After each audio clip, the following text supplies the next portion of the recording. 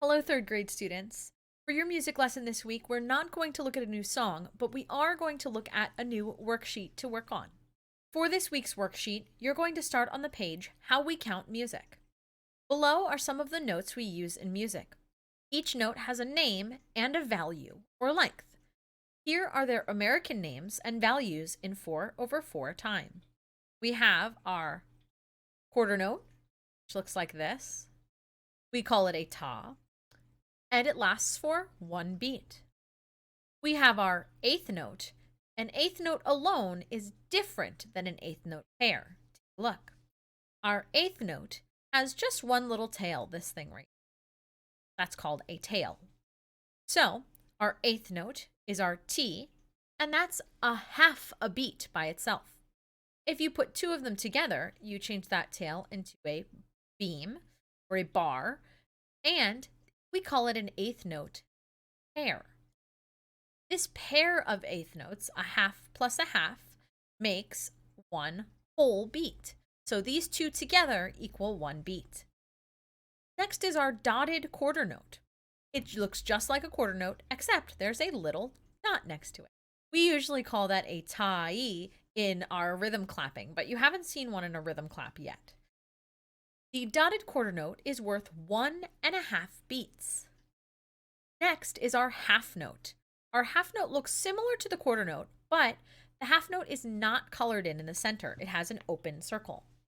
We call that our ta or two, and it's worth 2 beats. Next is a dotted half note.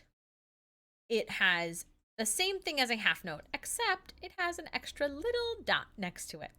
That is equal to 3 beats. And last is our whole note. It looks like a hole. It's hollow in the middle, and it has just one little circle.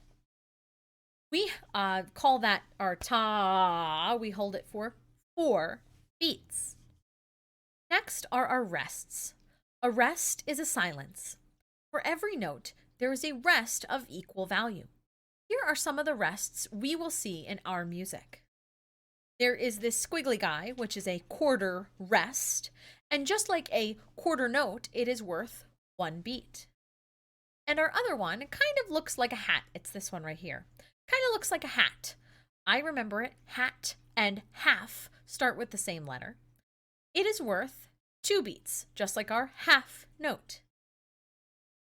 Music is written so that we read it from left to right and top to bottom, just like we read a book. Our music is divided into sections called measures or bars. Measures are separated by bar lines. A double bar line is placed at the end of a song. So here's our full staff. We have measures, like this one, that are separated by these lines. I made one red, called bar lines. There are 1, 2, 3 regular bar lines. And then we have this guy right here. I'm actually going to just draw on it. We have this guy right here, which is a thicker line and a thinner line. And this is our double bar line. There are 2 lines, so it'll be pretty easy to remember that it's just a double bar line. The double bar line tells us where to stop when we're reading music. For this week's work, we're going to be writing B's, A's, and G's on the staff. Remember that B is on that third line we count from the bottom to the top. There are a bunch of B's in different note values, a whole note, a dotted half, a quarter, and a half note. I want you to copy all 4 of those notes. The whole note, the dotted half. Sorry, I'm not good job at making circles with my mouse. A quarter note, and a regular half note.